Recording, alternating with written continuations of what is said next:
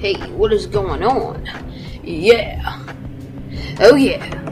What is going on with ya? So, we've gotten a blue gem that we've encrypted inside of Johnson, and it gave us a new teether. And it is basically a machine gun.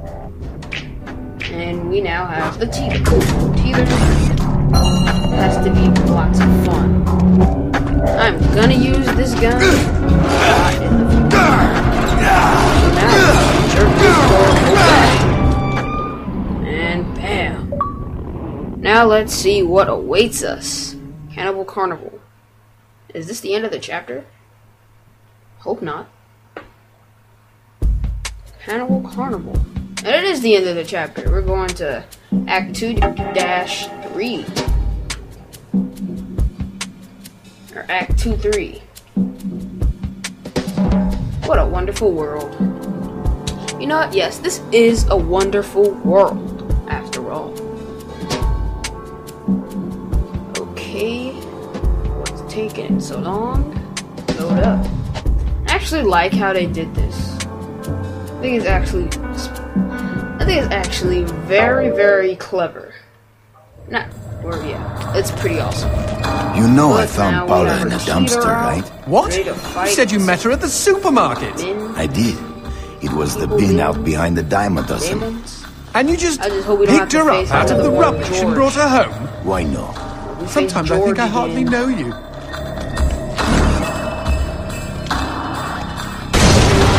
What was that? I don't know, but we've got company, as in lots of. Well, if they pull up a chair, I would be happy to beat them with it.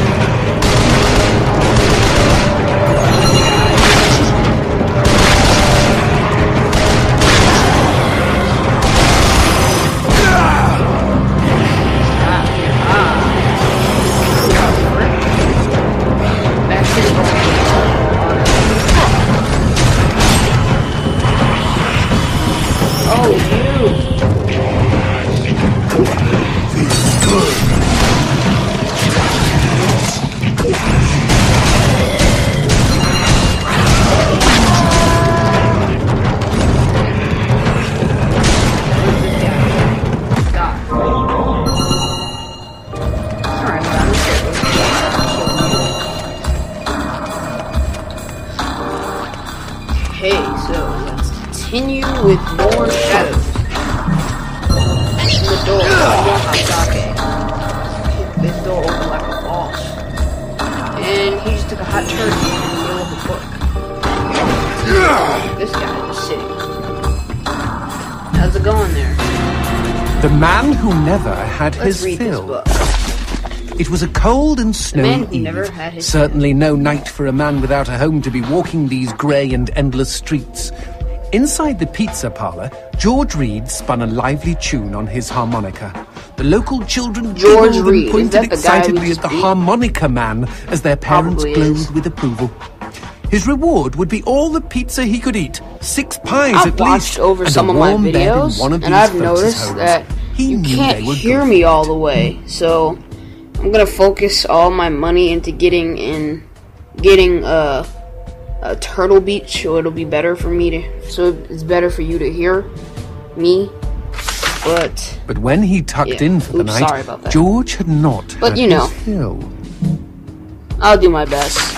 As the years and calories stacked up, most men would have got older right now, and just fatter. read this book. Yet for all he consumed, actually quite like George only got thinner as he washed from town to town.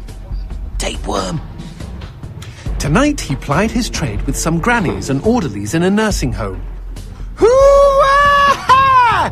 His harmonica filled the room with joy. After devouring 3 helpings of pork chops and mashed potatoes, he eyed the plate of the old woman next to him. This guy really eating. Dribbled down his chin. Go ahead, Georgie. That much food since Thanksgiving. You're such a good boy. You shouldn't have to starve. But George had not had his fill. Early the next morning, he was already on the freeway with his thumb in the air. "Where are you headed?" said the man in the truck. "Nowhere," said George. "Anywhere."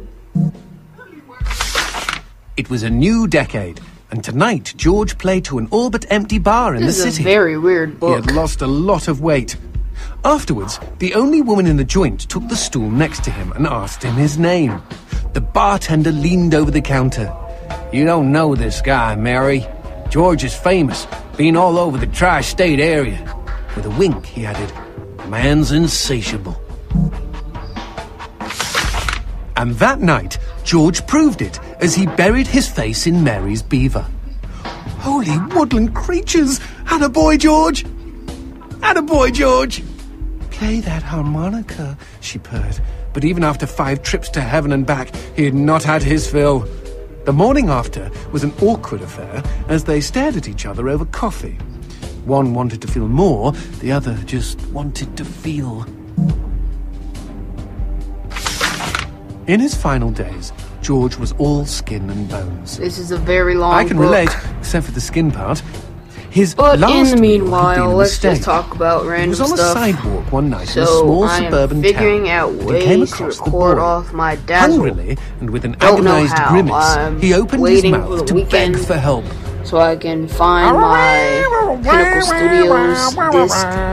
Out And came a I'm gonna download it to cacophony my of new wheezes computer and toots, and but the get boy started understood. that way. Wait, But I'm trying you to mean think, Jorge ate his thinking about ways I harmonica? can get it done Once he was alone, on George Reed looked at the candy Windows bar he Live held in Movie one Maker, hand but it's not and working for began me, to so I'll cry. just wait till the weekend. But yeah. They found George's And half-eaten it's body not in the over market yet? next town over. In one hand he held a knife, in the other a fork. Chunks of flesh had been torn from his chest and his arms. Blood framed an eerie smile. The wind that morning blew fierce, and as it whistled through the hole he'd carved out of his own neck, the harmonica man played his last song in this world. There were Gawkers, and many knew him.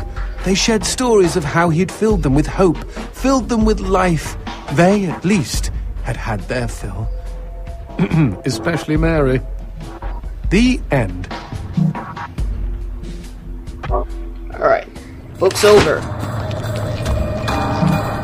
So let's fight some more demons.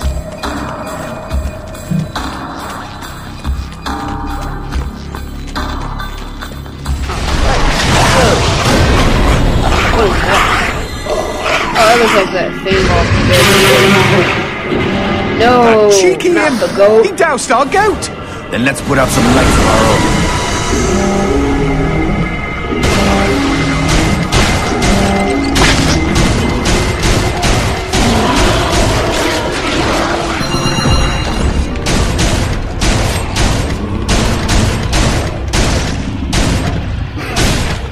You died.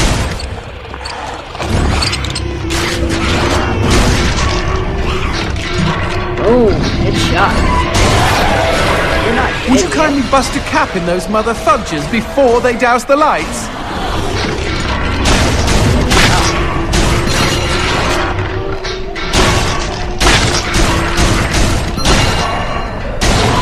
You know, we never finished talking about you kidnapping Paula. I didn't kidnap her. You hauled her out of a skip. Isn't that illegal in some states? What did she say? Nothing. what? Not for weeks. I was afraid to even touch her, you know? Like she didn't belong to me. Funny. To anyone. But something I doing? changed. There was a phone call. What's in here? Nothing's in here. What's out that door? Oh, it's Johnson's head. Jump out the window.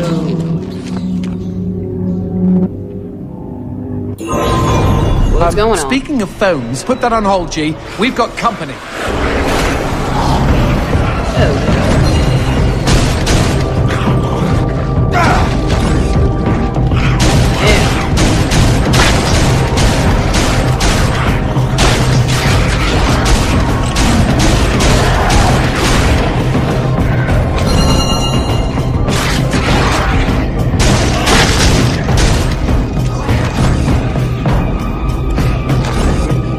Watch that go too. retarded. Get him. He doesn't even want to fight. Watch it go. It's gonna be a fight with me special. You're nothing special. Watching my go.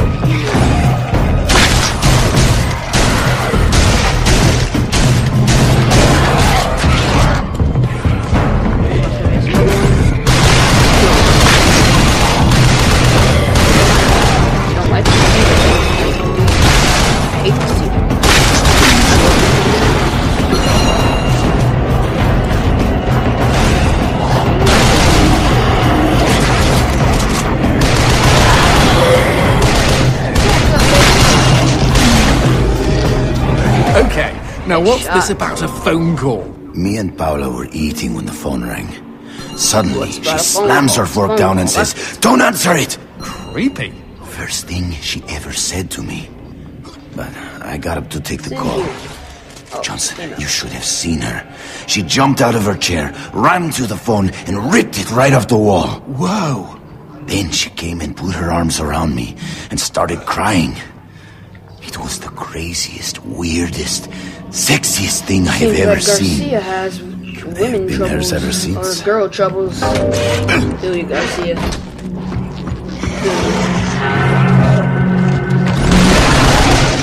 Oh God! God! That scared you. Who do you think you are? Here. Not about a window. And I'm gonna get the teeter ships. Alright, now up the stairs we go. Open. Ugh. Yay, strawberry. Teeth kill. What is this about? What? Demons don't like teeth? The gun laws here are very strict. Haven't you wondered why they don't shoot back? You and I are violating almost every rule in the book. Heck, I'm practically made of teeth.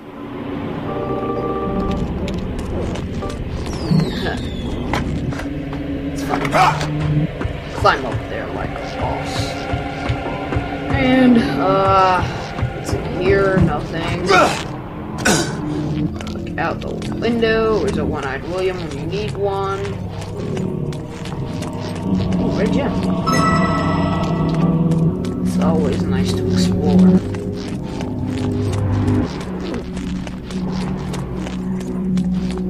Okay, so... Expecting any phone calls? No, siree. Maybe it's from Paula. Or at least someone with answers. Oh, you bought hot sake and stuff. How many white gems? Nah. How many hot sakes do I have? Yeah, I'm good. These are tequila. Dios mío. Oh, Paula, is that you? Fine. When will this fucking torture end? It's just From hottie to hamburger, just like that. So I'm gonna cut it off here, guys. This has been one heck of a ride, and this is actually fun. I love this teether. This teether is amazing. But yeah, see you all next time.